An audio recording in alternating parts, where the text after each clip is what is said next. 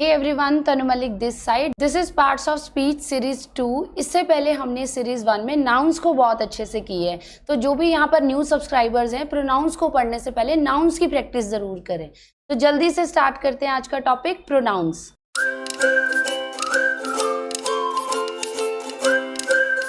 अब प्रोनाउंस को समझने के लिए सबसे पहले हम यहाँ पर एक एग्जाम्पल ले लेते हैं।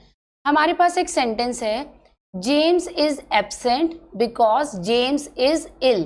अब यहाँ पे एक पर्सन की बात हो रही है जो है जेम्स। जब हम उसकी बात कर रहे हैं तो हमने 2 बार जेम्स यूज किया है इसी स्पीच को शॉर्ट करने के लिए, ताकि बार बार नाउन का यूज ना करना पड़े। हम यूज कर सकते हैं यहाँ पर ही। For example, James is absent because he is ill. अब हमने यहाँ पर ही क्यों यूज किया है? ताकि बार बार नाउन की रेपिटेशन ना हो। So this is pronoun. ऐसे वर्ड्स जो हम नाउन की जगह यूज करते हैं, they are called pronouns. Definition देख लेते हैं। A word that is the use instead of a noun is called a pronoun. अब प्रोनाउंस में सबसे पहले हमें जानने की जरूरत है कि पर्सनल प्रोनाउंस किसको कहते हैं। Read these sentences. I am a student, you are a student, he is a student, she is a student। तो जितने भी हमने यहाँ पे वर्ड्स यूज किए हैं, I, you, he, she, it, we, they, ये सारे ही पर्सनल प्रोनाउंस हैं। अब पर्सनल प्रोनाउंस का एक बहुत ही इंटरेस्टिंग सा एग्जांपल देख लेते हैं। सबसे पहले फर्स्ट पर्सन। फर्स्ट पर्सन वो होता है जो बोल रहा है। फॉर एग्जाम्पल, इस टाइम पर मैं आपको पढ़ा रही हूँ तो मैं बोल रही हूँ, तो मैं हूँ यहाँ पर फर्स्ट पर्सन। यहाँ पर आपके सामने इस पिक्चर में ये जो पर्सन बोल रहा है ये है फर्स्ट पर्सन। ध्यान से सुनना। उसके बाद ये पर्सन इस सामने वाले से बात कर रहा है, तो जिससे ये बात कर रहा है ये है सेकंड पर्सन। फर्स्ट पर्सन हो गया जो बोल रहा है आई, जिससे वो बात कर रहा है, जो उसकी बात को सुन रहा है वो है सेकंड पर्सन, वो आ गया यू। और ये दोनों मिलकर जिसकी बात कर रहे हैं, ये 3 हैं, इनकी बातें कर रहे हैं, तो ये है थर्ड पर्सन जिनके बारे में बात की जा रही है। तो ये सब क्या है? ये है पर्सनल प्रोनाउंस। तो यहाँ तक हमें अच्छे से क्लियर हो गया। ये है first person, second person and third person pronouns. तो first person pronoun the one who is speaking, and second person to whom he is speaking to, जिससे वो बात कर रहा है, वो है second person pronoun. And third person जिसके बारे में बात हो रही है, पर्सन स्पीकिंग ऑफ। तो यहाँ तक आपको पर्सनल प्रोनाउन समझ आ चुके हैं। हमने किया है first person, second person and third person. First person में क्या क्या आ जाएगा? आई एंड वी, जो कि सिंगुलर और प्लूरल है। सेकंड पर्सन में सिर्फ आता है यू, इसका सिंगुलर भी यू है और प्लूरल भी यू है। And third person he, she, it, they, ये सारे आते हैं थर्ड पर्सन में। बस आपको इतना जानने की जरूरत है, आगे का आपको अपने आप समझ आ जाएगा। अब पर्सनल प्रोनाउंस के बाद आता है second type, that is reflexive pronoun. ध्यान से सुनना। रिफ्लेक्सिव प्रोनाउन का मतलब होता है कि जब भी कोई सब्जेक्ट कोई काम कर रहा है उसका प्रभाव उसी के ऊपर पड़े, राइट? या इसको दूसरी तरह से आप समझ सकते हो कि सब्जेक्ट कोई काम कर रहा है लेकिन वो खुद के लिए ही कर रहा है। फॉर एग्जाम्पल, रीटा अपने आप को तैयार कर रही है। यहाँ पर एक एग्जाम्पल है, Rita dressed her self for the party. तो उसने जो भी एक्शन किया है या जो भी काम किया है वो खुद के लिए किया है। This is reflexive pronoun. So यहाँ पर रिफ्लेक्सिव प्रोनाउन क्या है? Herself. उसने किसको तैयार किया है? खुद को। इसी तरह के और एग्जाम्पल्स देखते हैं। I went to Kashmir last September. I enjoyed myself. So, reflexive pronoun को कैसे बनाया जाता है? जब हम him, his, her, your, our इन सब के साथ सेल्फ या सेल्व्स लगा देते हैं तो वो रिफ्लेक्सिव प्रोनाउन बन जाता है। और एग्जाम्पल देखिए, Did you enjoy yourself? You से बन गया yourself। The rat found itself, rat का बन गया itself। The children hid themselves, children क्योंकि बहुत सारे हैं, यहाँ पे they आएगा तो they का बन गया themselves। तो यहाँ पे हम लर्न करेंगे कि पर्सनल प्रोनाउन से रिफ्लेक्सिव प्रोनाउन कैसे बनेगा। इसके बाद आपकी एक एक्सरसाइज है और वो आपको खुद सॉल्व करनी है, तो ध्यान से करिए। I, myself, you, yourself, he, himself, she, herself। Animal अगर कोई भी आ जाता है तो उसके साथ आएगा itself, we, ourselves, they, themselves। Now this is your exercise. ये आपको खुद से सॉल्व करनी है। यहाँ पर आपके पास जो सेंटेंसेस हैं इसमें आपको रिफ्लेक्सिव प्रोनाउन को फिल करना है। किसके अकॉर्डिंग? जो प्रोनाउन गिवन है। जैसे दे का क्या आएगा? themselves, they enjoyed themselves during the holidays। आपने किसके अकॉर्डिंग रिफ्लेक्सिव प्रोनाउन लगाना है? जो भी यहाँ पर सब्जेक्ट या प्रोनाउन दिया हुआ है। सेकेंड सेंटेंस देखिए, the minister dash looked into the matter. अब जो मिनिस्टर है वो ही भी हो सकता है, शी भी हो सकती है, तो हम इसी के अकॉर्डिंग यहाँ पर रिफ्लेक्सिव प्रोनाउन लगाएंगे। द मिनिस्टर हिमसेल्फ और herself looked into the matter, दोनों ही आंसर करेक्ट है। नेक्स्ट यहाँ पर है यू का क्या आएगा? Yourself. You must yourself stick the stamps on the letter. Next, she dash told me the story. She का क्या बन जाएगा? Herself. She herself told me the story. Next में दिया हुआ है ही का क्या बनेगा? Himself. He should blame himself for it. Last is the village dash is very small. Village जो कि एक प्लेस है, इसकी जगह यूज होगा इट, तो इट का बन गया it self. The village it self is very small. तो यहाँ पर हमारा रिफ्लेक्सिव प्रोनाउन खत्म हो गया है। Now this is the third type, demonstrative pronoun. Demonstrative means जहाँ पर आप कुछ शो करते हो। क्या शो करेंगे हम? फॉर एग्जाम्पल डेमोन्स्ट्रेटिव प्रोनाउन में आप नाउन को पॉइंट आउट करते हो। अब नाउन क्या होता है? किसी भी चीज़ जिसको हम एक नाम दे सकते हैं। अब यहाँ पर कुछ सेंटेंसेस दिए हुए हैं, सबसे पहले आप इसमें से नाउन आइडेंटिफाई कर लीजिए। तो यहाँ पर नाउन है cap, car, vegetables, red fort, excuses, क्योंकि ये सारे कोई ना कोई नेम्स हैं, राइट। तो हमने यहाँ पे नाउन्स को आइडेंटिफाई कर लिया। अब ऐसे वर्ड्स जो इन नाउन्स को पॉइंट आउट करेंगे। अब कौन से वर्ड है? अब कैप को क्या पॉइंट आउट करेगा? This is my cap. तो दिस जो वर्ड है वो है डेमोन्स्ट्रेटिव प्रोनाउन। कार को कौन पॉइंट आउट कर रहा है? दैट, वो कार मेरी है, तो दैट जो है वो है demonstrative pronoun. Vegetables, the vegetables I bought are these. So जो वर्ड है दीज, ये पॉइंट आउट कर रहा है वेजिटेबल्स को। That is the red fort, वो लाल किला है। तो यहाँ पर वर्ड आ गया दैट, ये क्या है? Demonstrative pronoun. Last is these are merely excuses. Excuses को कौन सा वर्ड पॉइंट आउट कर रहा है? दीज। जितने भी ये वर्ड्स हैं, दिस, दैट, दीज, दोज, जो किसी भी नाउन को पॉइंट आउट करते हैं। वो मेरी कार है, ये मेरी बुक है, राइट, ये मेरा पेन है। आप क्लास में भी ऐसी हरकतें करते हो जहां पर आप किसी भी ऑब्जेक्ट को या नाउन को पॉइंट आउट कर रहे हो और उस चीज के लिए जो आपने वर्ड यूज किया है वो है demonstrative pronoun. Now next is fourth number, indefinite pronoun. ये बहुत इंटरेस्टिंग है। इससे पहले वाले नाउन में हमने क्या किया था? पॉइंट आउट किया था, जो कि डेमोन्स्ट्रेटिव प्रोनाउन था। लेकिन इसमें आप नाउन को पॉइंट आउट नहीं करोगे। सो एक ऐसा प्रोनाउन जो कि नाउन को पॉइंट आउट नहीं करता, दैट इज इनडेफिनेट प्रोनाउन। इसका एक बहुत अच्छा एग्जाम्पल है, क्लास में अगर आपकी कोई चीज़ गुम हो गई है लेकिन आपको पता भी है किसने उठाया, पर आप उसका नेम नहीं लेना चाहते मैम के आगे, तो आप क्या करते हो? आप ये बोल देते हो मैम किसी ने मेरा पेन उठा लिया, राइट। तो ये जो वर्ड है किसी ने, someone has stolen my pen, someone, आप किसी को पॉइंट आउट नहीं कर रहे हो लेकिन फिर भी आपने मैम को बता दिया कि किसी ने मेरा पेन उठा लिया। तो वो जो वर्ड है someone, that is indefinite pronoun. तो इसी तरह और भी बहुत सारे वर्ड्स हैं, some, none, many, somebody, nobody, all, few, some। ये जो सारे वर्ड्स हैं ये है इनडेफिनेट प्रोनाउन। इसके कुछ और एग्जांपल्स ले लेते हैं। सम आर बॉर्न ग्रेट, यहाँ पे आपने किसी एक पर्टिकुलर पर्सन को पॉइंट आउट नहीं किया, जर्नली बता दिया। somebody has stolen my pen, ये एग्जांपल हमने अभी किया है।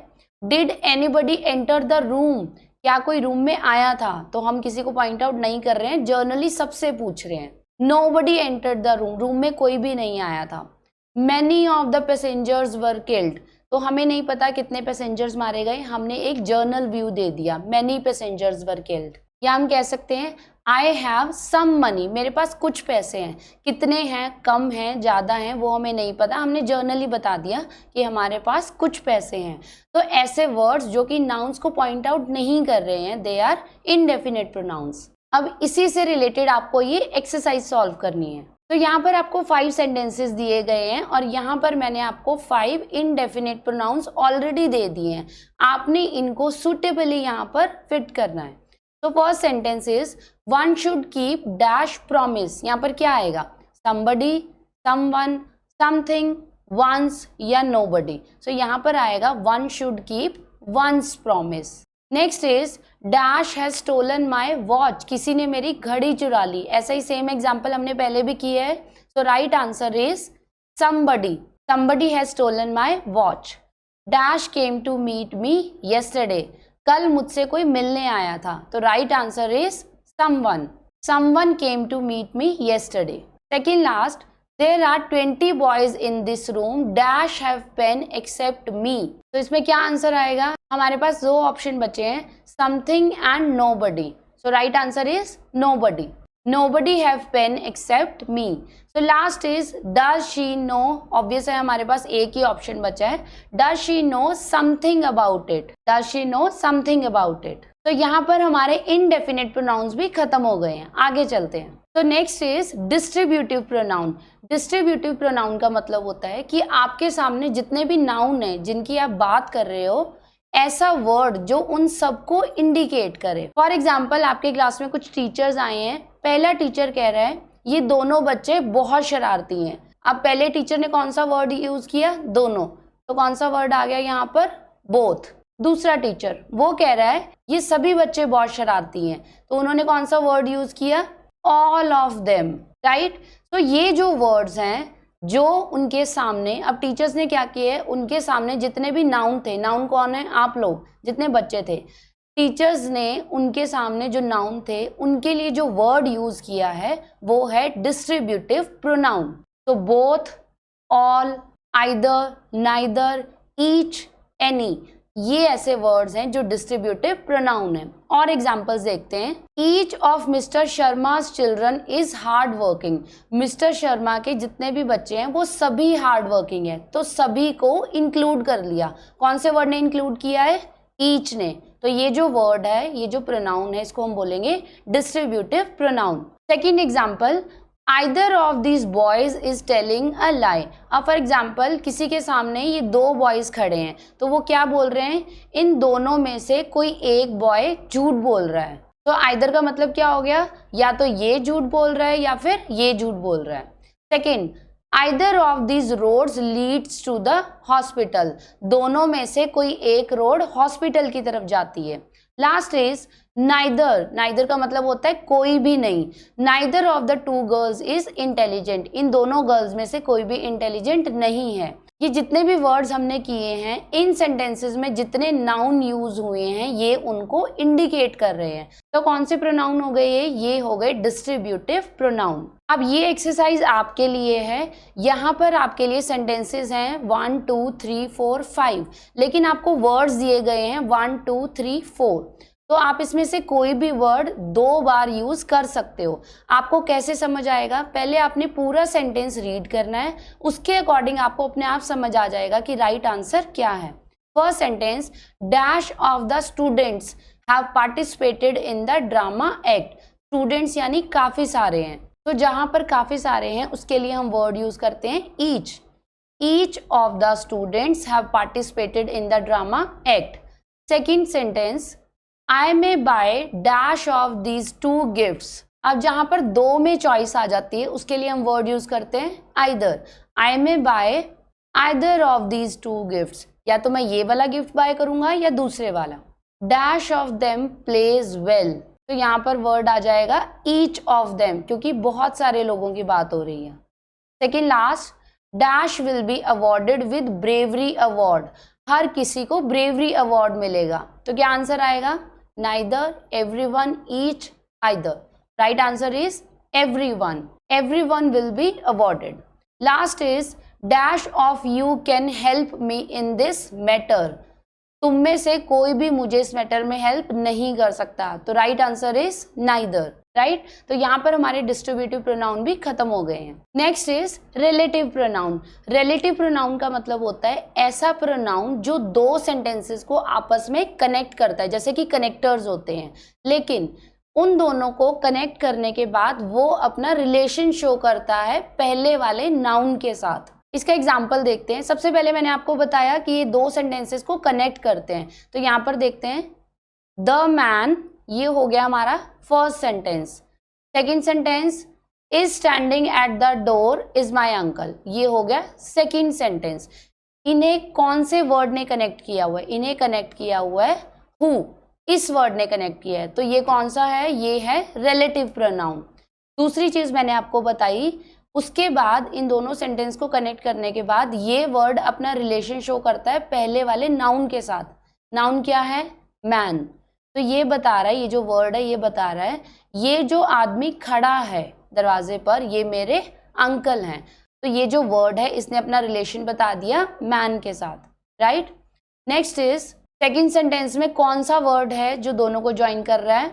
This is the stick. पहला sentence I gave you, second sentence किस वर्ड ने ज्वाइन किया है? Which, right. अब विच किसके साथ रिलेशन शो कर रहा है? स्टिक के साथ। ये वो स्टिक है जो मैंने तुम्हें दी थी। Third sentence, this is the house. First sentence, my uncle built last year. Second sentence कौन सा वर्ड रिलेशन शो कर रहा है? दैट, ये वो हाउस है जो मेरे अंकल ने बनाया था।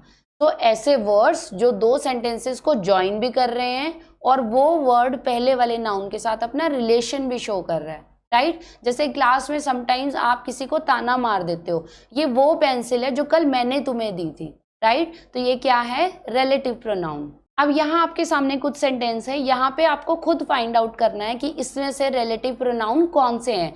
सबसे पहले ध्यान रखना है जो दो सेंटेंसेस को ज्वाइन कर रहे हैं। यहाँ पर आप वीडियो को पॉज कर सकते हैं, उसके बाद आंसर्स चेक करेंगे।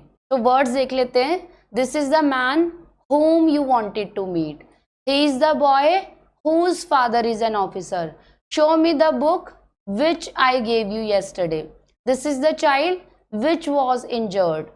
This is the cat which ate the butter. Right? तो ये सारे वर्ड्स हैं जिन्होंने इन दोनों सेंटेंसेस को ज्वाइन भी किया है और पहले वाले सेंटेंसेस में जो नाउन आए हैं उसके साथ रिलेशन शो किया है। Now this is an exercise for you. यहाँ पर आपको बहुत सारे रिलेटिव प्रोनाउन गिवन हैं, आपने सेंटेंस को अच्छे से पढ़ के इनको यहाँ पर अप्रोप्रिएटली फिट करना है।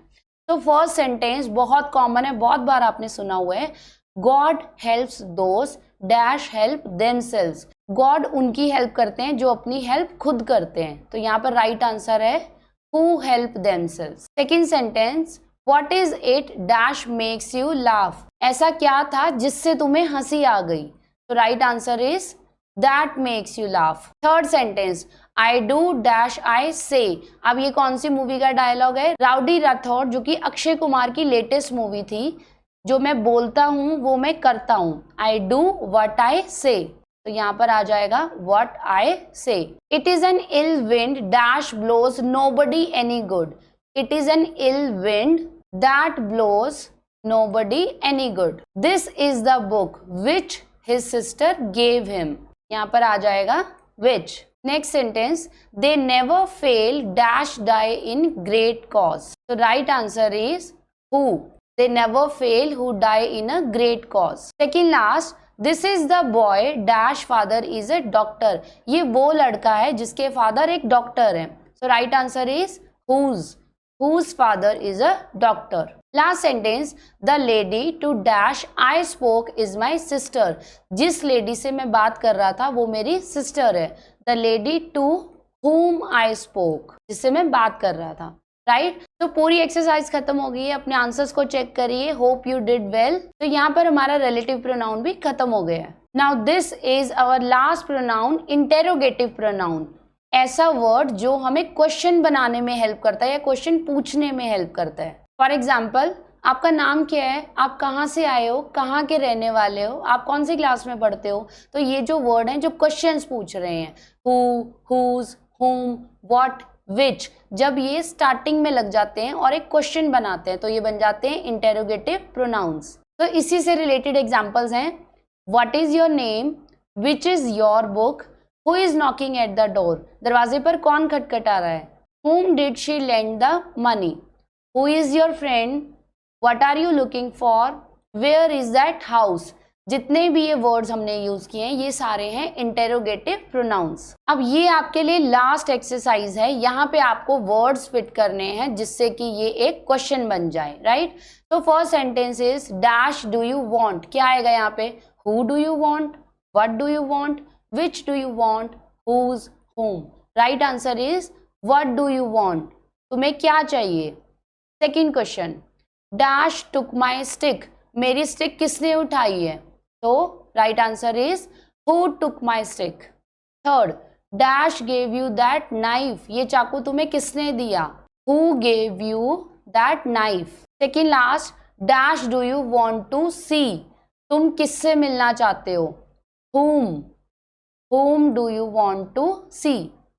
And last is dash is the better book of two. इन दोनों में से better book कौन सी है? तो दो के लिए यूज होगा which is the better book of two. So here we are done with pronouns. अगर आपको कोई भी डाउट है तो आप नीचे कमेंट सेक्शन में पूछ सकते हो, अपना डाउट क्लियर कर सकते हो. Thank you for watching. आगे की पार्ट्स ऑफ स्पीच सीरीज भी आप जरूर देखें. Thank you. Bye bye.